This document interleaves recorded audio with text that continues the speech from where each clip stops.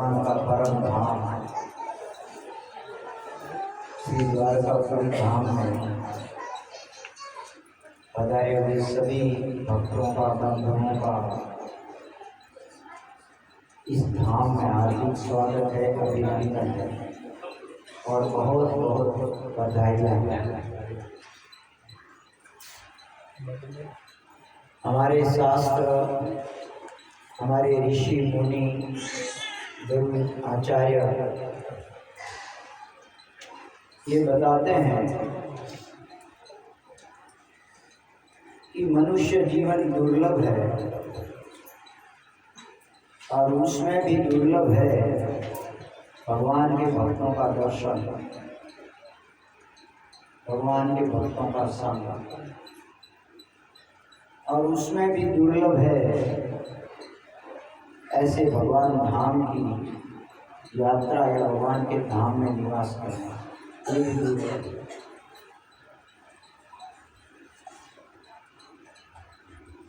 पहले के समय में आप सभी जानते हैं कि जहाँ तक मारवाड़ क्षेत्र का प्रश्न है,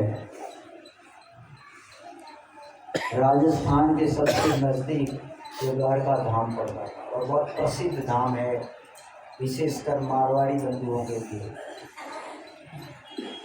हमारे पूर्वज लोग जो बहुत पुण्यशाली होते थे, वे कोई द्वारका धाम की यात्रा करते थे और हमने बचपन में देखा है कि बहुत बड़ा उत्सव होता था और रात्रि में लोग निकलते थे। पीछे बहुत शेरियों को बहारा जाता था, मंगल गीत गाए जाते थे और वे पैदल चलकर द्वारका तक आते थे। और खाने के लिए पहले के समय में कोई होटल नहीं था, भोजनालय, लॉज ऐसा नहीं होता था।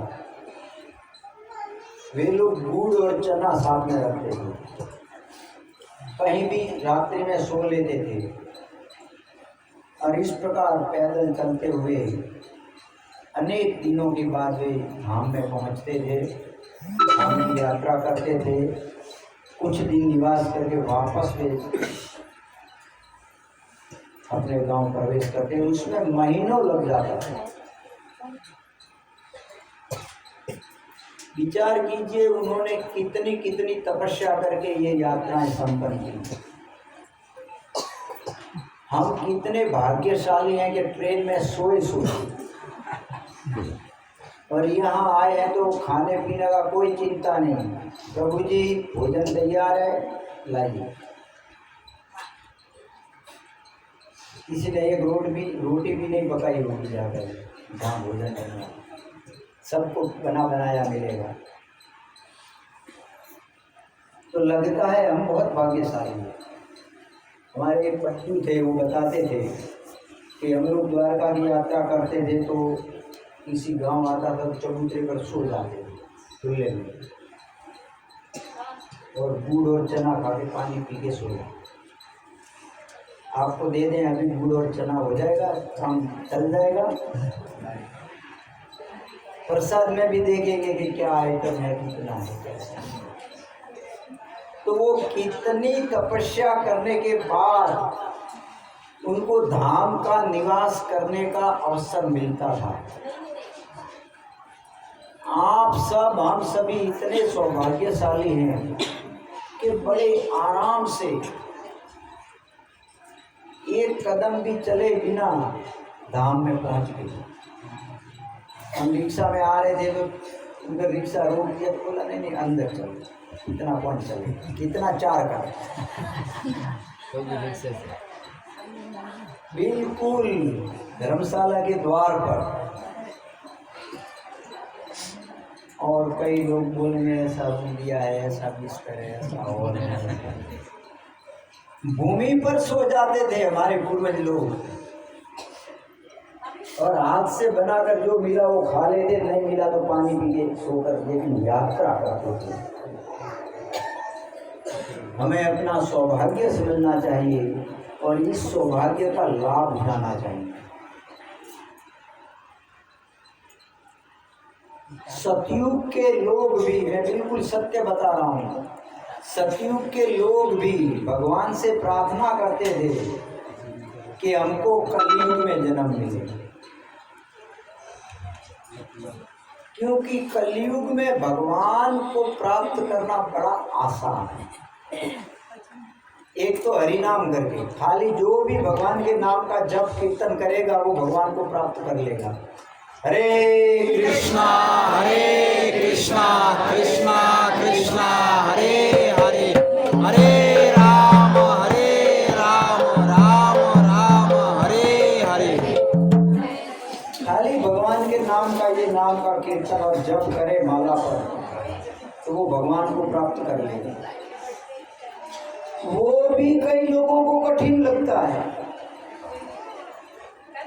दुर्देव मद स्वामी जानी ना अनुराग। ये मेरा दुर्भाग्य है कि प्रभु ने कलयुग में जन्म दिया और भगवान का नाम लेने का मुझे अवसर दिया।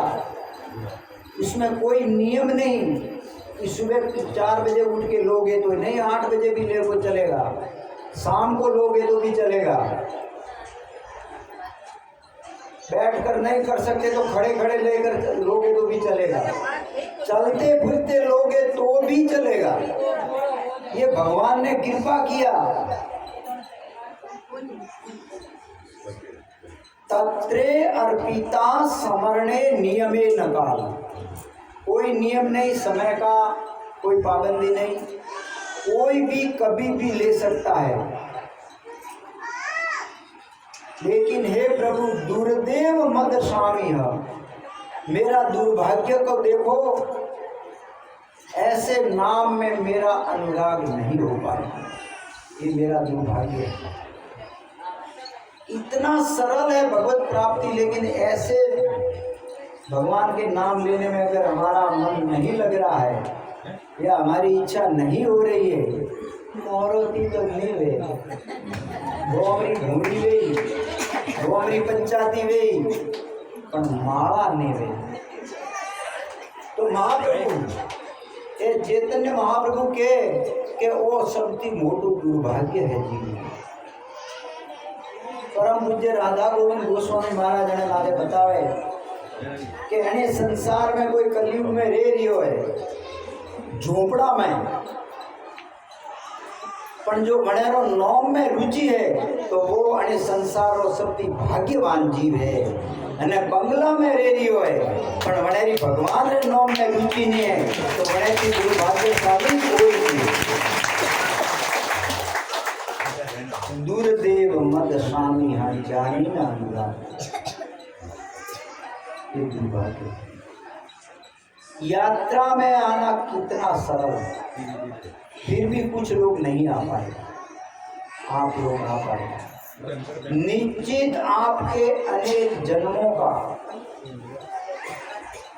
अथवा हमारे पूर्वजों का कोई ऐसा पुण्य रहा है कि हम लोग भक्तों के साथ यात्रा कर रहे हैं। ये अनेक जन्मों के पुण्य का उदित हुआ है, या हमारे किसी पूर्वज ने द्वारका की यात्रा की होगी और उन्होंने ठाकुर जी से प्रार्थना किया होगा कि आने वाले हमारे पीढ़ी में भी कोई यात्रा करे।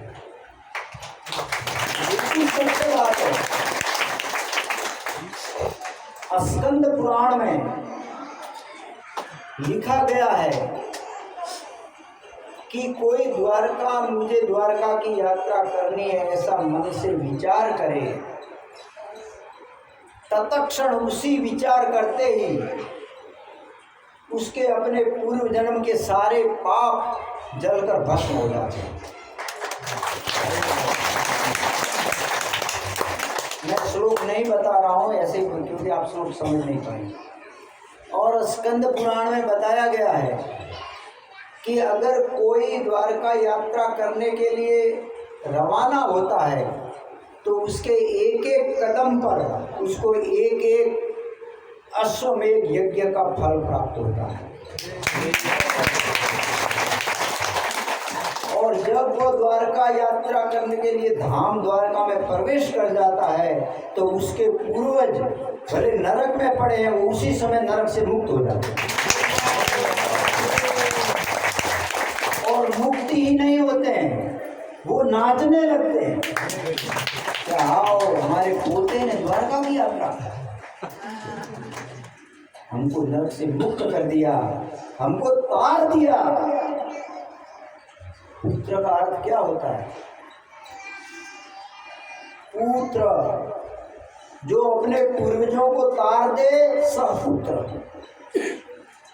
या पूत नामक एक नरक है, किसी कारणवश अगर हमारे पूर्वज उस नरक में पड़े हैं तो उस नरक से जो तार दे वो पुत्र है।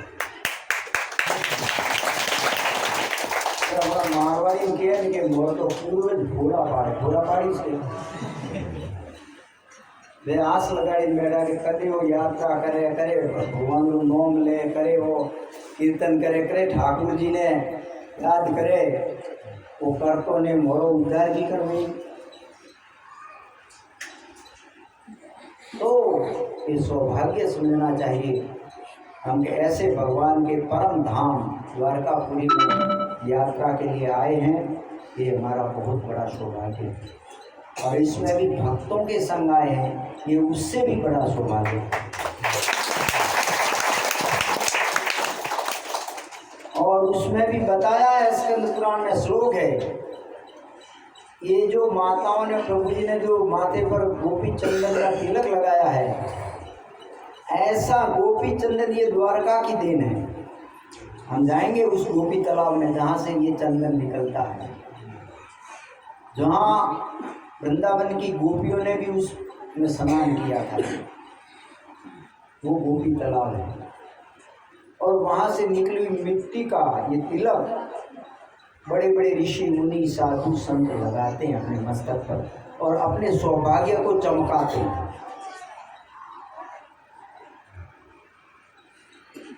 कोई मारवाड़ी घणो के कि हमें टीका नो लगड़वादी मन साफ जो दे, अपने पहला डाक में लिफावो आवतो, लिफावो हमें लिफावा रे माई काम है, वो तो पसे बात, पहला माथे एड्रेस भी तो मળી ने, माथे एड्रेस भेणो जोजे ने तो ओकणो देणो है, तो लिफावो कोरो वे तो का ठापड़ी माई काम है, माथे को तिलक बीज वे तो ठापड़ी कहने वो मन साफ है, तेरे तिलक लगाड़ियो नहीं तो नहीं लगा रहे हो, तो एड्रेस है। और सीधो अड़ारो भाव है उद्धर पुंडरीक तिलक, मतलब ओ हमें भगवान रे धाम में जावारी तैयारी है, और निश्चित तो अजीब भगवान रे धाम में जाए। जम लेवा आवे बीक आवे ना, तू जीव वापसी जम जो लेवा आवेला जो बड़े माथे तिलक वे तो प्रणाम करे पासा जाएगा सोना ने ले जाएगा। तिलक वाला ने विष्णु रा दूत ठाकुर जी रा दूत आवे लेवा, जमोरो अधिकार ने जने मस्तक ऊपर तिलक। ये महिमा है शास्त्रों में। खुद ठाकुर जी ने रोम जी ना आप दर्शन करवा जाओ जो बनोरे माथे तिलक है, बनोरे काय जरूरत है तिलक है। હવે સમજે કે वो तिलक અને માથાની શોભા वो भाग्य है, અને ભાગ્યની શોભા है, અને ભાગ્યને ચમકાવવા વાળો तिलक है। तो जो तिलक धारण करे, गला में कंठी है, तिलक है, અને जीवा माथे हरिનું नाम है। हरे कृष्णा कृष्णा कृष्णा हरे हरे, हरे राम राम राम हरे हरे। जीवा माथे हरिનું नाम, मन में हरिનું स्मरण, मस्तक ऊपर वैष्णव तिलक, અને यूं करे। अही स्थिति में जो धाम की यात्रा करे तो देवता ही बने प्रणाम करे, देवता ही भेला भी दीक्षा करे। अहो अमीशा किमकारी शोभनम, देवता बात करे अरे वो कतरी शोभारी बात है कि देखो भारत भूमि में मनक जमारो आनंद मड़े हुए निश्चित अने पूर्व जन्म में कोई तपस्या की थी है, कोई दान पुण्य की तो है, अथवा निश्चित अने ऊपर हरि प्रसन्न हुआ है जरे अनोन भारत भूमि में मनक जमारो मळ्यो है अने ए आज तिलक लगाड़ी तीरथ करी रहा है, सत्संग करी रहा है। अने देवता एक बीजन के अनोर तो कन्फर्म टिकट मळी अपने तो वेटिंग में मोने कदी मनक जमारो मळी ने भारत भूमि में अनोर कन्फर्म है मैं वेटिंग में।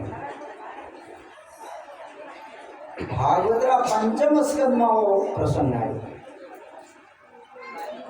तो अनेक ओसु ने होगा तो सम्मान हाथे गर्व हाथे तिलक करना हिंदुरी का ओळखोण है माथा माथे तिलक चोटी अने घर में तुलसी जनारे आंगन में तुलसी है वो हिंदू घर है, वो सनातनी हिंदू है। जनेरे मस्तक ऊपर तिलक है वो सनातनी हिंदू है। जनेरे जीवा ऊपर हरि नाम है वो सनातनी हिंदू है। लोग के गर्व से कहो हम हिंदू है, अगर ये सब नहीं है तो शर्म से कहोगे। ये सब चीज रहनी तो ठीक है। मैं थोड़ी सी महिमा आपने बता रही, धाम में यात्रा करवा रही हमें धाम रे विषय में यात्रा रे विषय में यात्रा रो का अर्थ है अपनो मनुष्य जीवन पर एक यात्रा है अने जीवन में ओपे अनेक यात्रा करा अनेक नोम आप होबड़े हवे रथ यात्रा, झूलन यात्रा, पद यात्रा अने बीजा ए नोम ने होबड़ी में तो एक नोम तो होबड़ी हुई अंतिम यात्रा वो तो होबड़ी हुई अने वो तो देखी भी नजरों थी। तो सवेरे अपने अंतिम यात्रा में तो जानू से तो बनेरी तैयारी की कण करनी वो अणी यात्रा कि वो अपनी अंतिम यात्रा सफल वे हमारी अंतिम यात्रा ठाकुर जी रे चरणों हुई वे बनेरी तैयारी है वो द्वारका धाम यात्रा।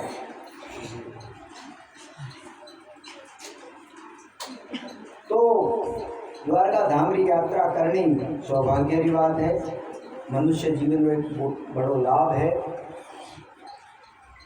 ने वो यात्रा करीन अठेने छोड़ी जावे अने मारवाड़ जाजे हाथे ले जावे हाथे की कर ले जाया अरे जो देखा जो होगड़ा जो स्मरण की बड़ी सब हृदय में स्मरण राखी द्वारिका नहाते ले जाए।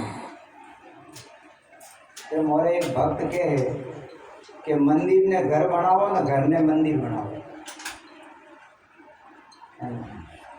तो अनेक तरह की यात्रा करनी जो दे कि बने वो स्मरण अपने जीवन में रहे अंत काले पण वो स्मरण आवे तो निश्चित तो अपन भगवत प्राप्ति। यात्रा कीकण करनी जो जे आया तो धाम में आया पण यात्रा में 4 प्रकार रा पाप थी बचणु जोजे। हम यात्रा रा नियम बताड़ो तो कीकण यात्रा करनी जो जे। कलयुग में 4 पाप है अने 4 पापों थी बचे यात्रा करनी जो जे। क्यों?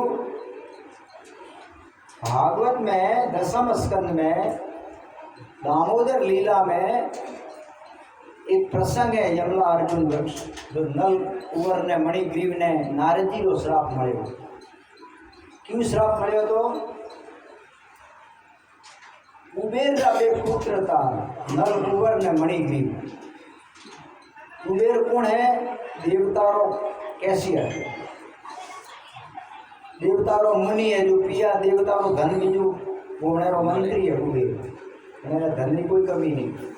तो घणो धन वे जे वे सोराई वे के बदमाश पाटे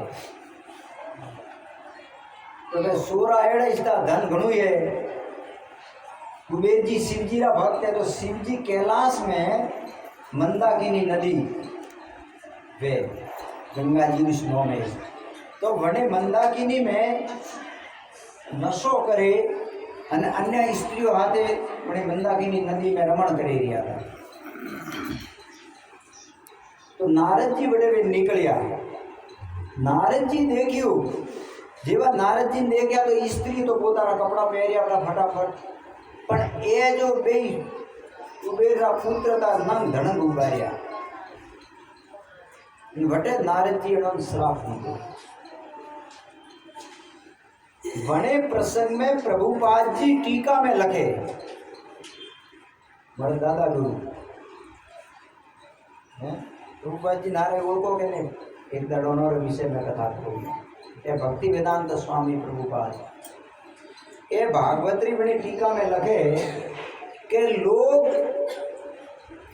घरे के ओठे अपने हाथों की कोई न कोई पाप भेतु है तो वो पाप देवा धोवा हारू अपने धाम में आवा है ना. स्नान करा बीजा भाई मरे कोई जोड़िया अजोड़िया पाप हुए तो नष्ट हुए. अच्छा वो पाप धोवा अपने धाम में आवा અને धाम में आवे पाप करे तो कटे धोइया है.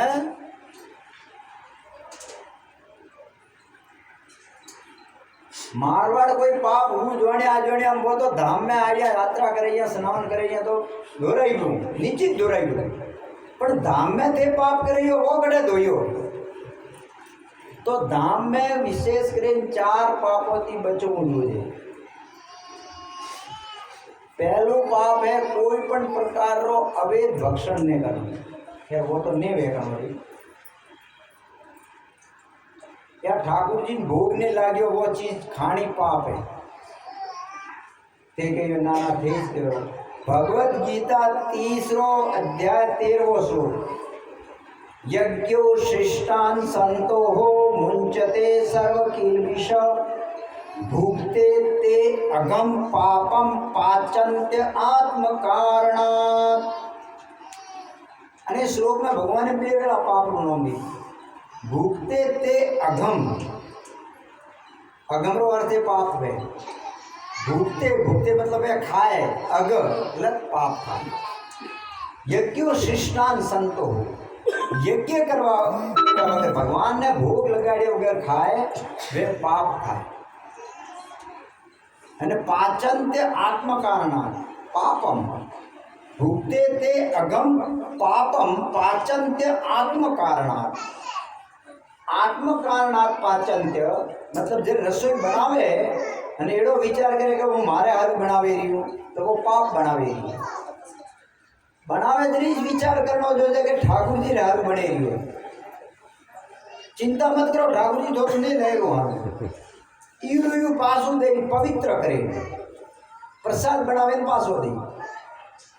तो जरे माताजी रसोई बनावे जरी भाव रहनो જોઈએ कि ठाकुर जी रे हारू रसोई बने रही है.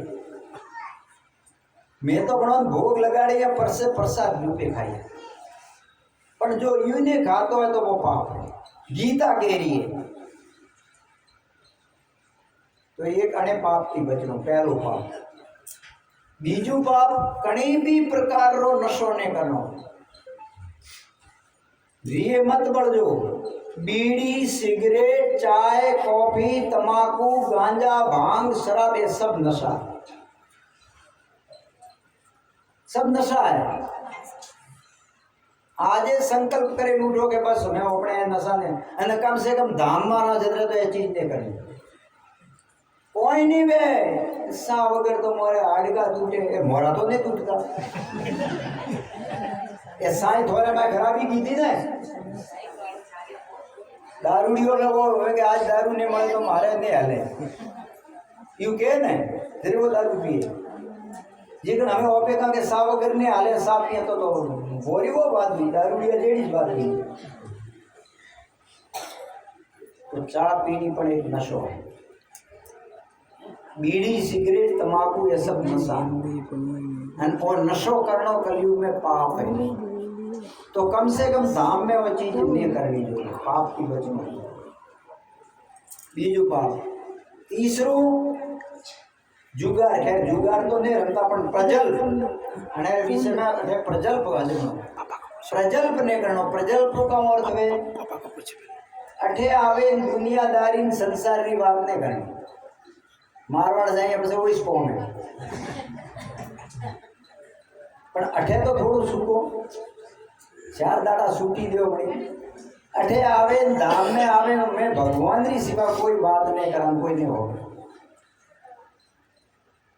ठाकुर जी रे विषय में चर्चा प्रवचन हो गए वने विषय में चर्चा जो दर्शन करे आया वने विषय में चर्चा या कोई चर्चा नहीं तो बैठा बैठा हरे कृष्ण कृष्ण कृष्ण हरे हरे हरे राम जप करो जत्रु बधारे वे जत्रु उठे धाम में भगवान नु नाम लेजियो घणो कामे आवी અને આપણો असली धन वही से वही हाथे आवी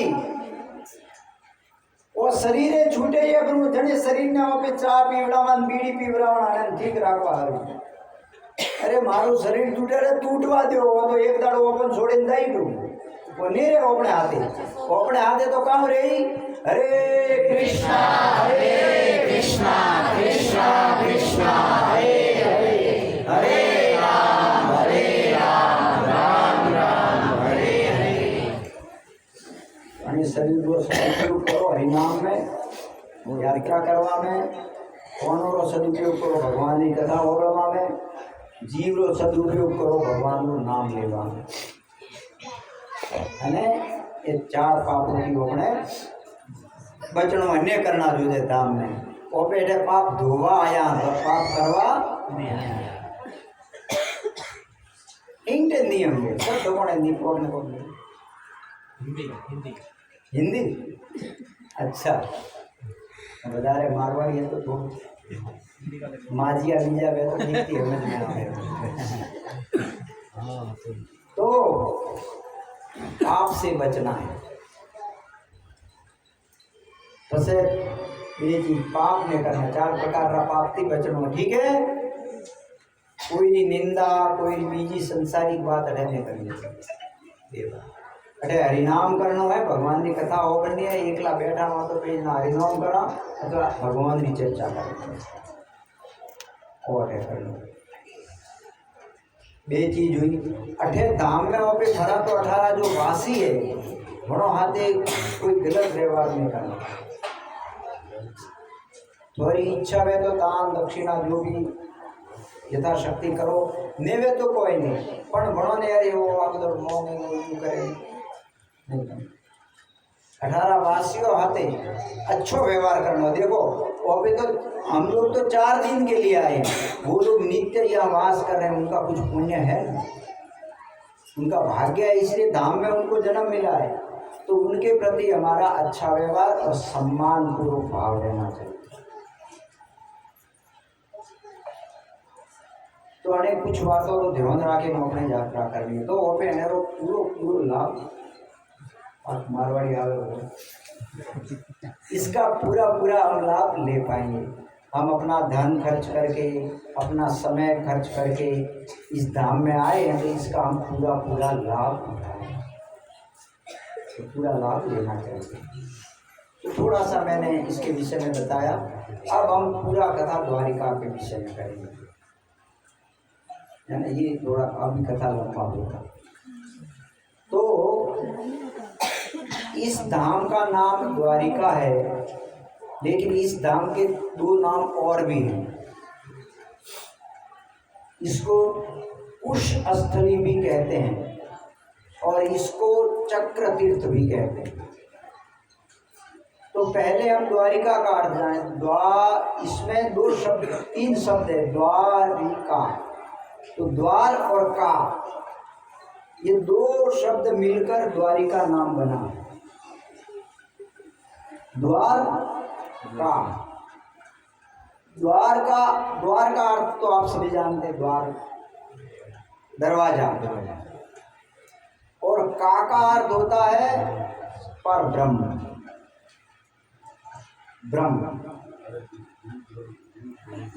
ब्रह्म के विषय में सब लोगों को भ्रम है बहुत लोगों को भ्रम है जितना ब्रह्म हिंदुओं में ब्रह्म के विषय में इतना शायद मेरे को लगता है किसी विषय में नहीं तो ब्रह्म का क्या अर्थ होता है ब्रह्म का अर्थ होता है परम भगवान जैसे ब्रह्म का अर्थ होता है बड़ा, बहुत बड़ा, एक अर्थ। ब्रह्म का दूसरा अर्थ होता है जो दूसरों को बड़ा बनाता है। कोई भगवान का अगर उनकी भक्ति कर ले तो भगवान उसको भी बड़ा बना देते हैं। मीराबाई को बड़ा बना दिया कि नहीं? आज तक मीराबाई को याद करते, भजन गाते हैं, क्यों? मीराबाई के सास ससुर का के उनको तो भजन नहीं, उनका तो नाम भी मालूम नहीं, लेकिन मीराबाई का नाम पूरी दुनिया जानती है। क्यों? क्योंकि उन्होंने ब्रह्म से अपना संबंध जोड़ा और उनका भजन किया, तो ब्रह्म ने उनको भी बड़ा बना दिया, इसलिए ब्रह्म कहते हैं उसको। जो खुद बड़ा है और जो उनका भजन करे उसको भी बड़ा बना देता। प्रहलाद हुए, नरसिंह मेहता हुए, तुकाराम हुए, ये तो 500 और लाखों प्रहलाद महाराज को लाखों वर्ष बीत गए, लेकिन आज भी समाज में लोग उनका भजन गाते हैं। मीराबाई को 500 वर्ष हो गए, आज भी उनका भजन गाते हैं। क्यों? मीराबाई को पूछते हैं लोग, क्यों? क्योंकि उन्होंने ब्रह्म को स्वीकार किया। समाज ने बहुत ताने मारे तो लोग तिलक करी हमें भाड़ी प्रसादों दी, मारवाड़ी तो कान है, लेकिन मीराबाई ने समाज का, और वो चली गई तो अभी वो कहने वालों ने मीराबाई का मंदिर बनाया। तो दुनिया कहेगी, अच्छा काम में भले दुनिया कहे, लोग बुरा काम करने में शर्म नहीं करते हैं, हम भजन करने में काहे की शर्म करें, माला करने में काहे की शर्म? वो चल जो हरम आओ, काहे का शर्म? लोग शराब पीने में शर्म नहीं करते हैं, गलत काम में शर्म नहीं करते, हमको अच्छा काम करने में। जिन प्रभु ने हमको मनुष्य जीवन दिया, उस प्रभु का स्मरण करने में हमको। तो ब्रह्म का अर्थ है जो बहुत बड़ा है और जो उनसे जुड़ता है उसको भी बड़ा है, उसको ब्रह्म कहते हैं। गीता में अर्जुन कहते हैं, पर ब्रह्म परम धाम पवित्रम परमम भवान। पर ब्रह्म, आप परम ब्रह्म हैं। तो ब्रह्म का मैंने का अर्थ बताया, द्वारिका। द्वार का अर्थ है दरवाजा और का अर्थ होता है ब्रह्म या भगवान। भगवान के पास जाने का द्वार, ये है द्वारिका। आप लोगों ने आए होंगे लेकिन सुना नहीं होगा कि द्वारिका का क्या। भगवान के धाम में जिसको जाना है तो भगवान के धाम में जाने का ये द्वार है, द्वारिका। तो आप लोग निश्चित अगर बिना अपराध किए और प्रभु का भजन चालू कर देंगे इस द्वारिका से, तो आपको निश्चित भगवान का धाम प्राप्त हो जाएगा। ये द्वारिका। दूसरा एक नाम है कुश स्थल, उसका भी बहुत बड़ा कथा है। पूर्व काल में एक क्षयात नाम के चक्रवर्ती सम्राट हुए। चक्रवर्ती सम्राट का अर्थ पूरे पृथ्वी पर उनका शासन था। उनके 3 पुत्र थे। उन्होंने अपने वृद्ध हो गए तो उन्होंने तीनों पुत्रों को तीनों दिशाओं में, चारों दिशाओं में राज करने के लिए कहा। और अनार्थ, एक पुत्र का नाम था अनार्थ, उस अनार्थ को वो शिक्षा देने लगी कि मैंने कहा तुम वहां जाकर शासन करो, ये सारी पृथ्वी मेरी है और सारी पृथ्वी का मैं राजा हूं और इस सारी पृथ्वी का पालन पोषण मैं कर रहा हूं। ये मेरी पृथ्वी है, जाओ तुम राज करो। तो अनार्थ जो थे वो भगवान के भक्त थे। उन्होंने कहा पिताजी ये सारी पृथ्वी आपकी नहीं है, ये सारी पृथ्वी तो ठाकुर जी की है और सबका पालन पोषण आप नहीं कर रहे हैं। सबका पालन पोषण तो वही ठाकुर जी कर रहे हैं। बहुत लोग समझते हैं हम इसके मालिक हैं और हम इसका पालन पोषण कर रहे हैं। क्या पालन पोषण आप कर रहे हैं? सबसे पहले उसको ऑक्सीजन चाहिए। वाह, ऑक्सीजन आप दे रहे हैं? कौन दे रहा है ऑक्सीजन? है कथा आती है तो बहुत याद आ जाता है प्रसंग। मैं संक्षिप्त में बताऊंगा एक प्रसंग। देखिए हमारा पालन पोषण कौन कर रहा है। प्रहलाद को हिरण्यकश्यप ने मारने के लिए बहुत उपाय किया, उसके सारे उपाय विफल हो गए। जैसे जिसका पुण्य नहीं होता है वो बहुत उद्यम करता है, उद्योग करता है, लेकिन सारे उद्यम फेल हो जाते हैं अगर पुण्य नहीं है। ऐसे ही हिरण्यकश्यप के सारे प्रयास फेल हो गए। वो सर पे हाथ दे के चिंता करने लगा बैठकर, मेरी भ्रकुटी टेढ़ी होने पर तीनों लोग कांपते हैं, देवता कांपते हैं, और ये 5 साल का बालक मुझसे नहीं मर रहा है। अरे बाप रे, क्या होगा? तो चिंता में आ गया। तो उनके मंत्रियों ने कहा कि महाराज चिंता मत करिए, एक उपाय बाकी है। क्या? बोला इसको खड़ा करके चारों तरफ एक ऐसी कोठरी बना देते हैं, अंदर की हवा बाहर ना जाए, बाहर की हवा अंदर ना जाए, और पूरा पैक कर देते प्लास्टर मार के। कोई खिड़की नहीं, कोई दरवाजा नहीं, कोई जगह नहीं। बिना हवा के, बिना पानी के, बिना भोजन के कितने दिन जिएगा? हाँ, 5 वर्ष का बालक बिना हवा पानी उस इतनी छोटी कोठरी में कितने दिन जिएगा? रखते हैं 15-20 दिन, देखो फिर खोलेंगे तो मरा हुआ मिलेगा। बोला हाँ ये उपाय करो। तो उन्होंने वो उपाय किया, प्रहलाद को बीच में खड़ा किया, चारों तरफ दीवार करके बिल्कुल चारों तरफ से प्लास्टर मारकर बिल्कुल पैक कर दिया। अब मर जाएगा प्रहलाद।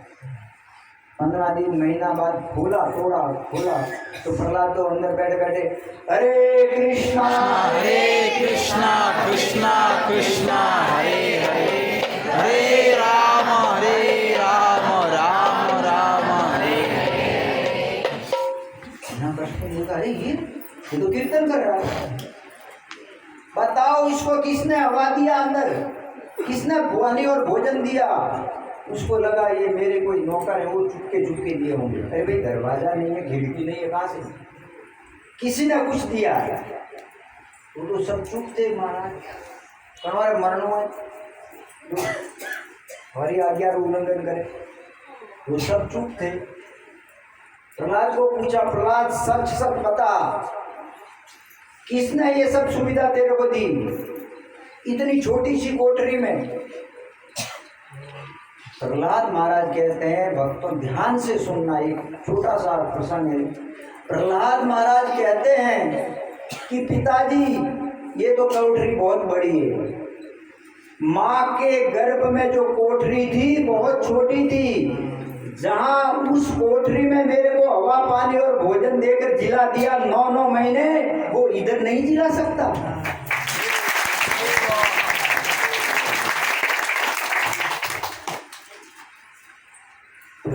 मैं कहा प्रभु उसी ने मेरे को दिलाया है, उसी ने सब सुविधा दी,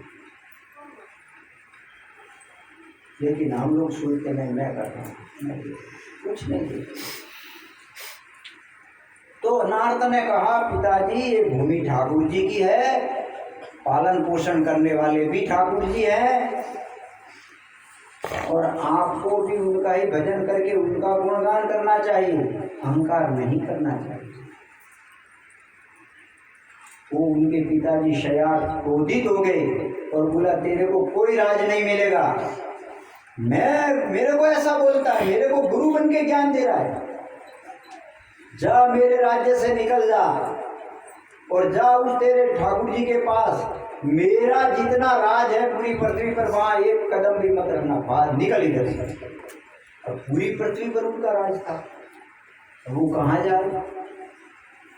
तो चलते चलते समुद्र के तट पर जाकर गए, और कहते हैं उन्होंने हजारों वर्ष तपस्या किया ठाकुर जी का, कृष्ण का भजन किया, भगवान प्रकट हुए और भगवान ने प्रकट होकर कहा तुम्हारी भक्ति से मैं बहुत प्रसन्न हूँ, तुम्हें जो चाहिए मांग लो। उन्होंने अनार्त ने कहा प्रभु हमारे पिताजी ने मेरे को घर से निकाल दिया, बोला सारी भूमि मेरी है, इस भूमि पर तुम नहीं रह सकते, तो प्रभु मैं उनकी भूमि पर नहीं रह सकता, आप मुझे नया कोई स्थान प्रदान कीजिए।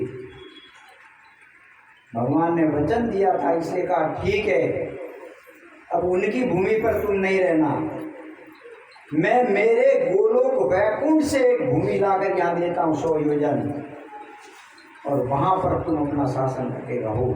और भगवान ने उसी समय संकल्प से अपने धाम से एक 100 योजन भूमि का टुकड़ा यहाँ लाया और उस पर अनार्त को दिया शासन करने के लिए।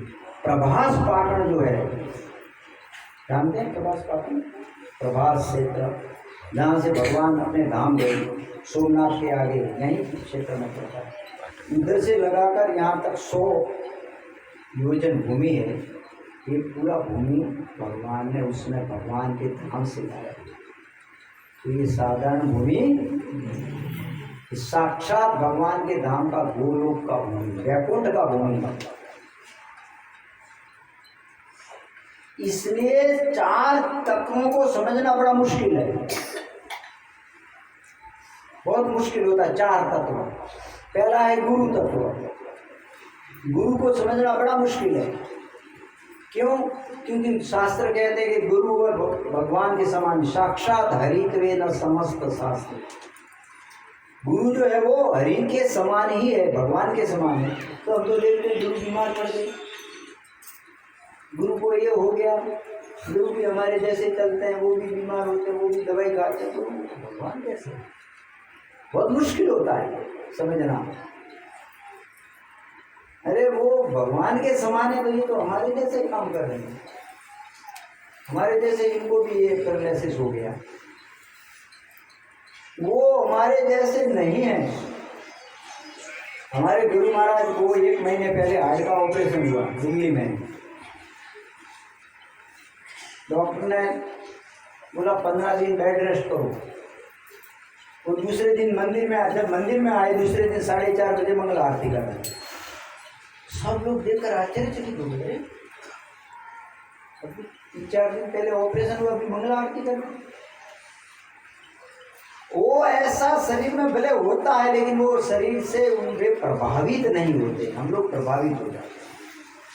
तो गुरु तत्वों को समझना बड़ा मुश्किल। दूसरा है शिव तत्व। शिव जी को भी समझना बड़ा मुश्किल है। शिव कौन है? ईश्वर है या भगवान के भक्त हैं या कौन है शिव? आप जाएंगे नागेश्वर महादेव यहाँ पर है, वहाँ पर एक शिव जी का बड़ा मूर्ति बनाया हुआ है, आप देखना ध्यान से। और जो माला नहीं करता है वो और ध्यान से देखना। शिव जी के हाथ में माला है, वो बैठे बैठे माला करते, देख लेना। और मारवाड़ी एक भजन गावे, आपको भी कंपन। मैं तो महादेव जी पाई गया था, रोम रस पीवा है, भजन है ना एक मारवाड़ी में। किसको किसको आता है? अरे अभी मैंने सुना मारवाड़ी गणों गावे, महादेव जी पाड़े गया था रे मैं तो रोम रस पीवा है। बहुत सुंदर भजन है वो गावे, पर उसका मतलब मालूम नहीं कि महादेव जी पे रोम रस मळे। क्यों? क्योंकि वे खुद रोम रस पिए। पर ये हारे गावे एनो अर्थ का हुए रोम रस हरे कृष्णा कृष्णा कृष्णा हरे हरे, हरे राम राम राम हरे हरे। वो रोम रस है, वो कटा मળી महादेव जी पाड़े मળી। महादेव जी भाई जावन मौको तो रोम रस मोकज्यो के थे रोम रो रस पी रह्यो, थोड़ो मोने दे दियो, नहीं पिया। तो शिव तत्व को समझना बड़ा मुश्किल है। शिव जी कौन है? 2।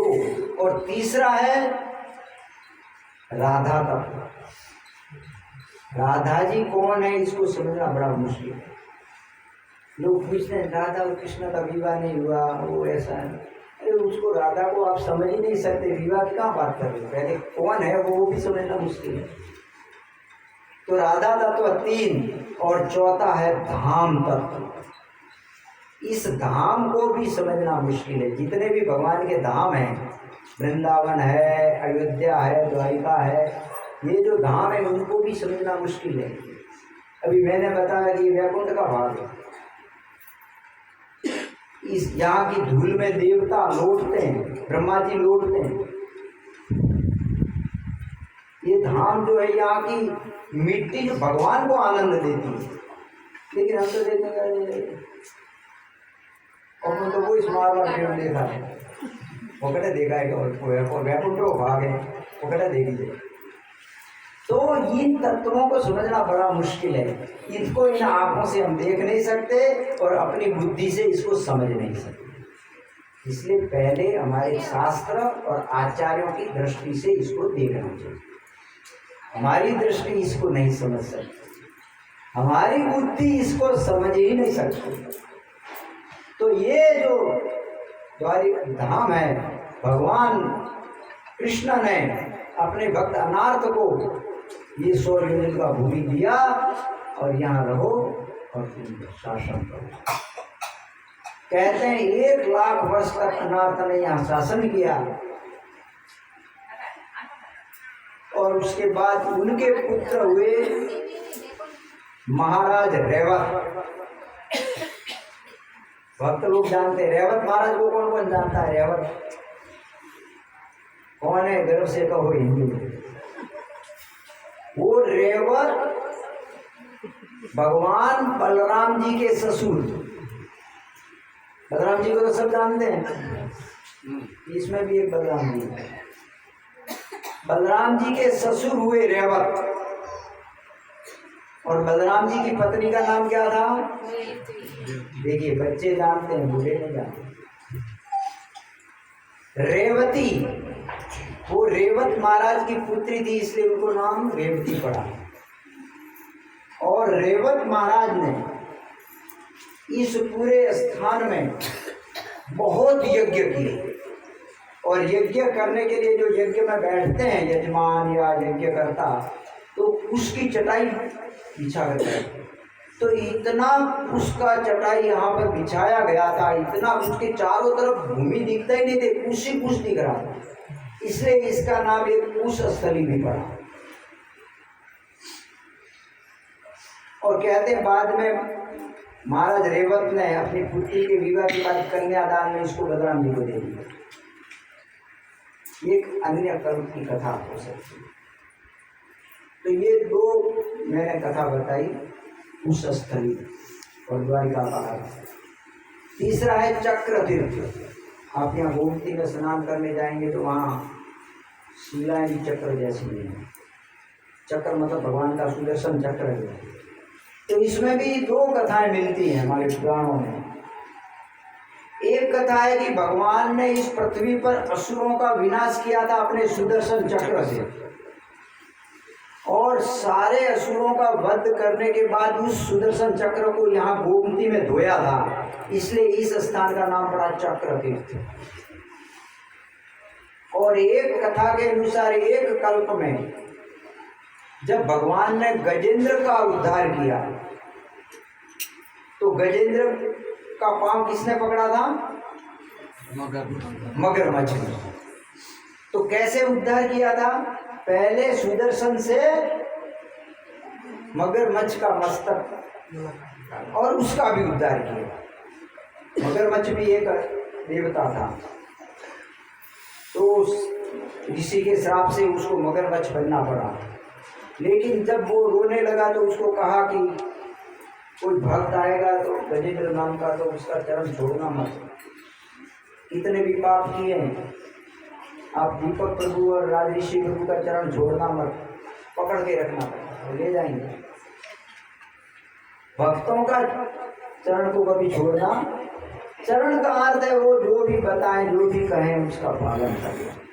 चरण को हम नहीं कहते हैं, हम कहते हैं कि जब करो तो जब करोगे तो निश्चित आपको ले जाएंगे। अपने से पहले भगवान से कहेंगे कि उसको लेके जाओ, भगवान के धाम, उसको आपका धाम देना।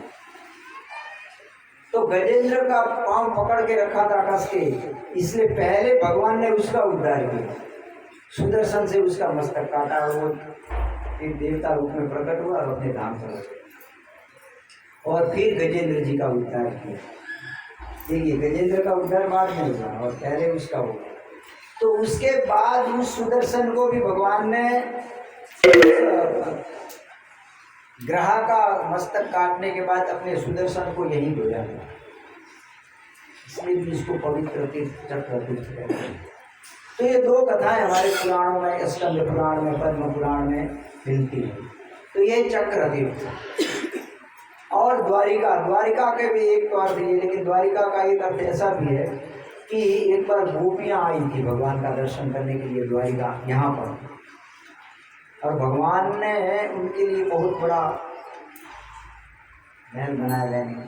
तो वो रात्रि में वहाँ से यहाँ आ गए, वो कहीं सोई थी और भगवान ने सुबह यहाँ प्रकट किया। तो जहाँ जैसे उठी तो देखा ये भवन यहाँ हम कैसे आ गए। तो उठते ही वो सुबह भोर में उठी थी तो देखा कि अरे ये भवन में, हम किसी भी अनजाने भवन में होते पहले देखते हैं कि दरवाजा भी है। तो वो पूछने लगी द्वार कहाँ, द्वार कहाँ, द्वार कहाँ, द्वार कहाँ। तो कहते हैं कि इससे नाम पड़ गया द्वारका। दो कथा। अभी मैं भगवान कृष्ण के अवतार की जो ताजा कथा है वो मैं बताता हूँ, एक द्वारका धाम की अंतिम कथा बताता हूँ। ये सब अलग अलग कल्प की अलग अलग कथाएं हैं इस धाम की। अभी इस कल्प में जो घटना हुई और इसका कैसे फिर से पुनः प्रागट्य हुआ द्वारिका का, तो आप सब जानते हैं भगवान कृष्ण ने अपने मामा कंस का वध किया था, है ना। वो भी मारवाड़ी में एक भजन में सुना गाया था। मैं द्वारका में यात्रा करता हूँ तो मारवाड़ियों को ज़्यादा साथ में रखता हूँ और बहुत सुंदर भजन गाते हैं। वो गा रहे थे, गोपियाँ रोक रही हैं, जब अपूर्व जी लेने आए कि कंस ने बुलाया है तो गोपियाँ रोकती हैं, वो भजन है मारवाड़ी में। थारो मोमो जन्म रो बेरी रे मत जाओ मारा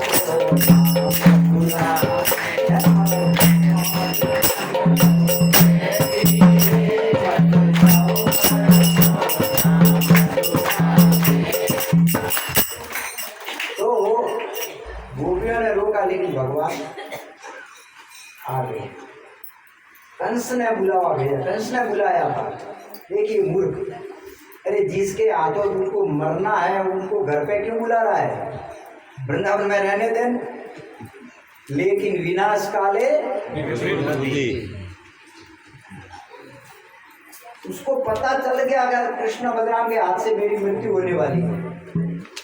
कई असुर भेजे, सबको कृष्ण बलराम ने मार दिया, कोई वापस लौट के मथुरा नहीं गया। तो फिर उसने कृष्ण को क्यों बुलाया, आ बेल मुझे मार। लेकिन विनाश काल में फिर बुद्धि होता है। तो भगवान ने वहां जाकर मात्र 11.25 वर्ष की आयु में उस कंस का वध किया, जिस कंस से देवता भी कांपते थे, डरते थे। उस कंस के सामने इंद्र अपना रथ छोड़कर भाग गया था, वो इतना शक्तिशाली था कंस। उसको भगवान ने, जब पूरे 11 वर्ष के भी नहीं थे और भगवान ने उसका वध किया, और जब उसका वध किया तो बहुत सुंदर भागवत का एक श्लोक है, इच्छा है मेरी बोलने का। अस्ति प्राप्ति च कंसस्य महिष्यो भरतवर्षभ मृते भ्रतारि दुखार्ते ईतोषं पितृग्रहान्। परीक्षित को कथा सुनाते हुए महाराज सुखदेव जी कहते हैं कि हे राजन, जब कंस का वध कर दिया भगवान ने तो उसकी 2 पत्नियां थी, अस्ति और प्राप्ति। ये दोनों पत्नियां रोती हुई, हाय हम लूट गई, हाय विधवा हो गई, हाय वह मुआ बड़ा भरे घर वाला। तो कंस मारा गया तो इस प्रकार रोती हुई अपने पिता जरासंध के घर गई। जरासंध उनका पिता था, कंस का ससुर था जरासंध, और जरासंध उस समय का बहुत शक्तिशाली राजा था। ये रोती हुई उनके घर गई। अब ध्यान दीजिए ये दुनिया कैसी है। और उनके घर जाकर क्या कहती है रोती हुई, पिताजी हम विधवा हो गई, ऐसा दुष्ट भांजा जिसने सगे मामा को मार दिया। क्या बोली? अरे मामा को कोई मारता है? कोई माँ को मारता है? तो जिसमें दो माँ है, मामा में कितनी माँ है? दो माँ। तो एक माँ को कोई नहीं मारता, इसने दो माँ जैसे मामा को मार दिया। ऐसा भांजा जिसने मामा को मार दिया। वो ये नहीं बताई कि मामा कितने भांजों को मार गया, वो नहीं बताई। ये है दुनिया। ये दुनिया ऐसी है, अपना गलती कोई नहीं बताता है, हमेशा दूसरों की गलती बताता है। ये ऐसा है, वो ऐसा है, वो तुम कैसे हो, ये अंगुली ऐसा करते हैं, तीन तो हमारी तरफ है। इसलिए हम जब करते हैं इसको बोलते गेट आउट, इसको बाहर रखो भाई, इसको अंदर नहीं रखना, बहुत बेकार उंगली है, सबको ऐसा ऐसा करती है। अपना दोष देखो, दूसरों का मत देखो। लेकिन दुनिया कैसी है, अरे माँ भांजे ने मामा को मार दिया, मामा ने 6 भांजे मार दिया, वो भी बता दो ना। नहीं, वो नहीं बताएंगे, अपना गलती कोई नहीं बताता है ना। एक शायर ने बहुत सुंदर शेर कहा, हम हमेशा औरों को कोसते रहे, हम हमेशा औरों को कोसते रहे, धूल चेहरे पे पड़ी थी और आईना पोंछते रहे। ये तो बड़ा माथे पड़ी थी, साफ करेगा तो बस औरों की गलती निकालते हैं।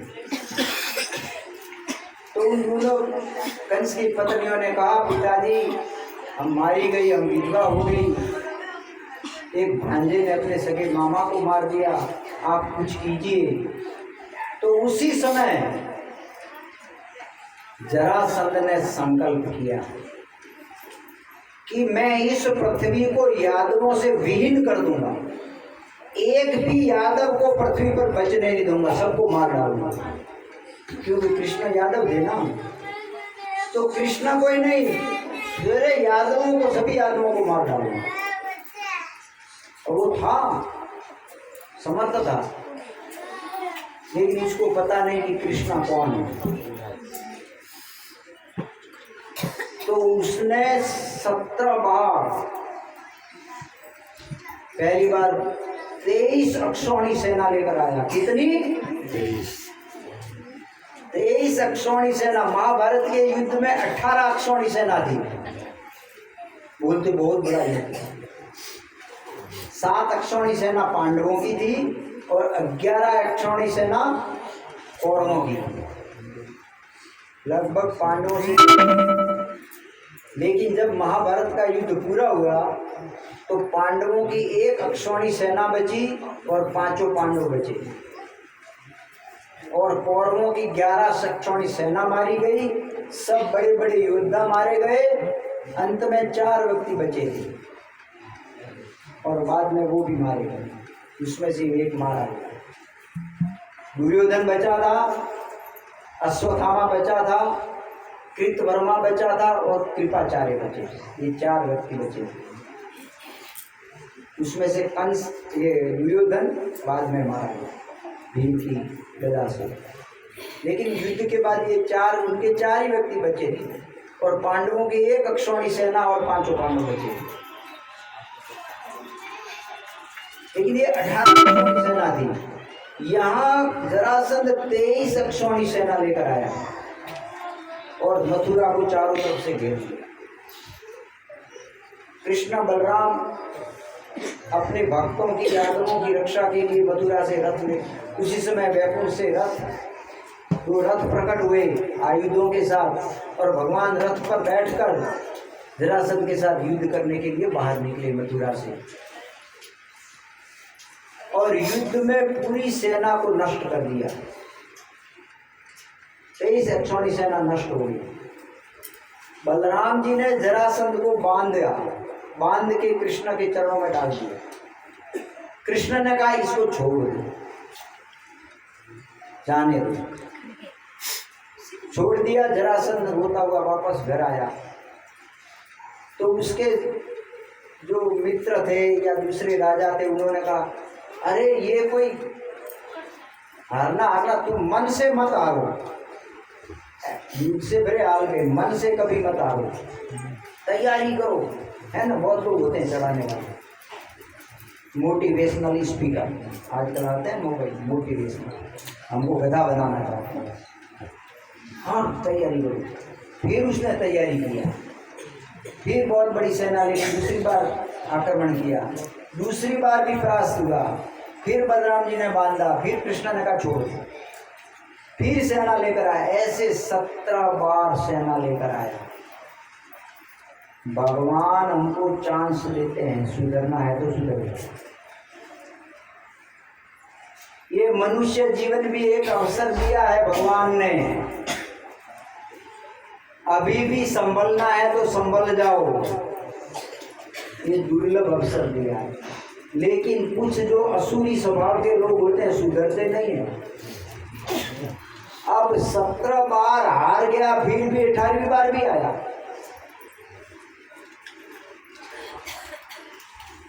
लेकिन 18वीं बार क्या किया उसने, ब्राह्मणों के पास गया। हर बार ब्राह्मणों के पास जाता था, वो ब्राह्मणों का अच्छा पुजारी था। तो ब्राह्मणों को प्रणाम किया तो ब्राह्मणों ने आशीर्वाद दिया, विजयी भाव। तो अब की बार बोला, 17 बार तुमने बोला विजय भव और मैं तो विजय हुए ही नहीं। इस बार अगर मेरी पराजय हो गई तो तुम सब ब्राह्मणों के मस्तक काट दो।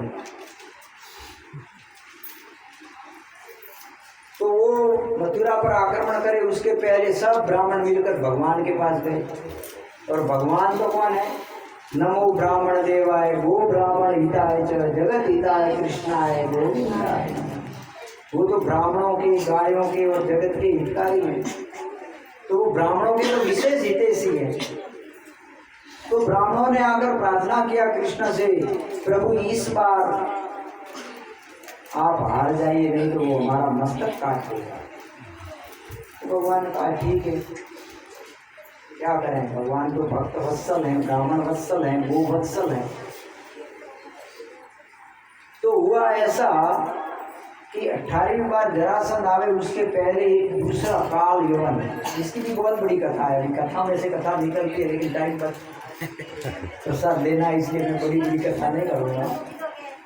काल यवन अरब कंट्री से आया है। उसको यवन इसलिए कहते हैं कि गार्ग्य की पत्नी से ये उत्पन्न हुआ था और शिव जी का आशीर्वाद था। इसके पिताजी ने मतलब ये शादी किया था तो इसके कोई बच्चा नहीं हुआ गार्ग्य के, तो उसके साले ने कुछ कहा और यादव बहुत हंसे थे। तो उसको बहुत बुरा लगा कि मेरा मजाक उड़ा रहे हैं यादव। तो उसने शिव जी का तपस्या किया, शिव जी प्रकट हुए, शिव जी से कहा कि मुझे एक ऐसा पुत्र चाहिए जो यादवों को परास्त करे या रणभूमि में उसे कोई परास्त न करे।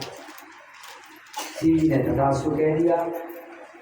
तो उसने एक यवन पत्नी से, मलेच्छ मुस्लिम पत्नी से पुत्र उत्पन्न किया, इसलिए उसका नाम काल यवन पड़ा। ये यवन मुसलमानों को यवन भी कहते हैं। तो वो काल यवन बड़ा वीर था, बड़ा लंबा चौड़ा तगड़ा आदमी था। वो घूम रहा था तो नारद जी मिल गए। नारद जी से पूछा कोई हमारा मुकाबला कर सकता है रण में? तो नारद जी ने कहा वो है, एक ही है तुम्हारा मुकाबला, तुम्हारा सारा खुजली मिटा दिया। कौन? बोला वो मथुरा में है कृष्ण बलराम। कृष्ण है, वो बोला कैसा है? तो सारा उंगलियां बताया, पीला पीताम्बर पहनता है, वो मुकुट धारण करता है, सांवला है, बड़ा सुंदर है। बोला ठीक है मैं जाता हूँ, मेरे सामने कैसे टिकता है। तो एक तरफ से उसने भी आक्रमण किया काल यवन में। भगवान कृष्ण इतने शालीन व्यक्ति हैं कि वे शिव जी के वरदान को भी रखते हैं। शिव जी का भी अपमान नहीं होना चाहिए। तो शिव जी का भी वरदान, ठीक है, वो भगवान हिरण्यकश्यप का वध करने के लिए नर और सिंह में प्रकट हुए, क्यों? ब्रह्मा जी का वरदान रखने के लिए। ऐसे शिव जी का वरदान रखना है। शिव जी का वरदान है कि इसको रण में कोई त्रास नहीं कर सकता। तो वो जब आया और कृष्ण बाहर निकले मथुरा से, तो उसने देखा कि हाँ, ये वैजयंती की माला धारण किया है, पीला पीता में, बहुत सुंदर है। अरे ये वही है, नारद जी ने बताया वही कृष्ण, ये मेरे को हराएगा। अरे ये क्या मेरे को हराएगा? ऐसे करके वो कहने लगा रुको रुको, तो के मैदान से भागे। तो देख मैं भागता हूँ, तो मुझे पकड़ ले, तो तू जीत गया, मैं हार गया। ये बच्चा वो बहुत लंबा तगड़ा था, अला अभी पकड़ लेता। कृष्ण रण छोड़कर भागे। जय रण छोड़, जय रण छोड़। अरे रण छोड़ने वाले की जय बोल रहे हो, बोलना चाहिए। जो रण छोड़ के भाग गया उसकी जय बोलनी चाहिए। बोलो माताओं, बोलनी चाहिए। हमारे प्रभु जी तो बोल रहे हैं जय रण छोड़, मैं भी बोल रहा हूँ जय रण छोड़। रण छोड़ने वाले की भी जय रण छोड़। ये है भगवान का जन्म कर्म च में दिव्यम। मेरा जन्म और मेरे कर्म दिव्य हैं। मैं रण छोड़ के